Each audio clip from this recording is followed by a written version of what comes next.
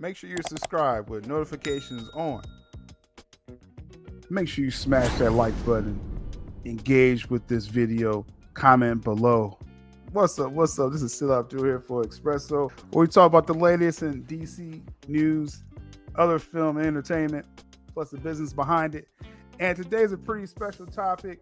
As long as I've been doing these reports and these videos, it's been a couple of proud achievements when I got the information when Ben Affleck was on set for Aquaman, and that was confirmed.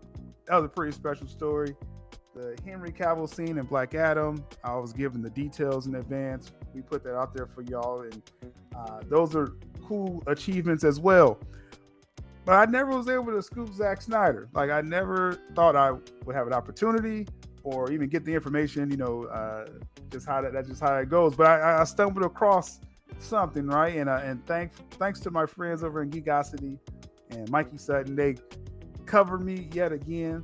And I do appreciate any geek sites that do, but especially my colleague and friend Mikey Sutton covering me about this Netflix deal that Zack Snyder, I'm hearing he's already signed.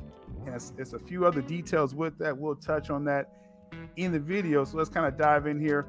Again, Netflix reportedly signed Zack Snyder to an exciting new deal.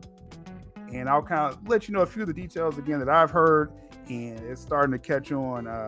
As I said in the tweet, and it's in the article here, that I'm hearing Netflix already has Zack Snyder locked into a new multi-year deal. And I'm waiting on more details. One thing I can clarify with the amount of years, normally with some of these contracts, you get like 2, 3, or even 5 years with these contracts. I believe the first one Zack signed with Netflix through Stone Quarry was 2 years. Then you hear of deals like 5 years that Ryan Coogler got with Disney. He's developing shows and movies. I'm hearing to expect, according to what I'm being told, expect Zack to be with Netflix longer than 5 years. And they said it's a potential that it could be up to 10 years of either development or time that he's going to be spending with Netflix. Now, that is not saying that's the extent of the contract. This is more of them just going off of what they're hearing as well, too. So that would be unprecedented for someone to sign a 10-year deal. But if he did, my goodness, like that'd be amazing for, like I said, Stone Quarry and for his original projects with Netflix. So that's one thing I wanted to fill in, that we're expecting a pretty big contract there, or something indefinite when those details come out. But as I dropped that, the interesting thing not only was the campaign going on, but DC is at a weird place as far as with entertainment in general. I mean, you have people that's kind of pushing back at what James Gunn is trying to introduce. A lot of people aren't jiving with some of the comments he's made concerning the reboot or non-reboot. We'll see what happens with that. And then you have Shazam in theaters, pretty much bombing in theaters, and a lot of people are, again, just kind of talking bad about DC. But the whole point, DC is not in a good place. So when this news with Zack Snyder drops, that's exciting a lot of people, again, with the Sell campaign. And we'll see, does that mean we're closer to this happening with the Snyderverse DC going to Netflix? I just personally have not heard directly if that's what this means. All I know is they have Zack Snyder secured. And again, those more details will be coming really soon. Now, we know SnyderCon's coming up big time at the end of April in California, likely Pasadena, as the picture dropped where Zack Snyder was talking about 3 days in a row, one film per day, and then usually it's like a Q&A session. And so that's going to be pretty cool to see what happens. When he dropped this picture, now me not being too familiar about the first SnyderCon, I wasn't there in 2019. Hopefully we'll be in the building this year for it. But he had the initials, ACCD. And I was like, what? I wasn't familiar. I'm not from that area, so I didn't know what was that like an acronym for.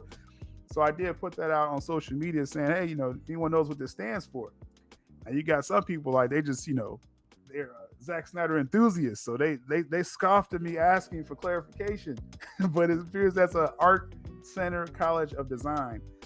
That's a college that Zack Snyder has been attached to, I believe, in the past, and that's where he had the previous SnyderCon. So that makes sense that he's showing Man of Steel and BVS in that location.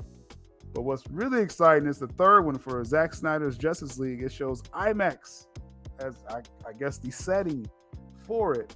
Now, side note there, when BVS was remastered into IMAX, I would have hoped to have seen BVS at the IMAX as well too, but I'm not trying to be too picky as far as what Zack Snyder's choosing there. It just would be cool, but that would be exciting to see all of this and the potential of the entire Snyder fandom taking over an IMAX location. Like, is that really what's going on? Like, I speculated that we'll get the Green Lantern scene, Wayne T. Carr, at SnyderCon. That would just make almost too much sense for that to happen. Now, even though I'm not hearing it personally, Mikey is putting it out there that's the chatter. We start seeing some teases about this as well too. So it's getting a lot of people excited. This justice is green, as some people are saying on social media. So we'll see. What else am I expecting at SnyderCon 2023? Well, a lot of people are getting nervous that Zack is moving on from the DC brand after this. I was able to hear about some details of an announcement Zack Snyder is going to have, just kind of out of respect for the event, and I think the way Zack wants to present it, I'm not going to really leak out anything about that. But one thing I will say, those who are expecting Warner Brothers to bring Zack back or restore under Warner Brothers, I think those days are gone. I think it's all about the sell movement. If it's not happening at Netflix, I don't think it's not happening at all. So that's just kind of how I look at the situation.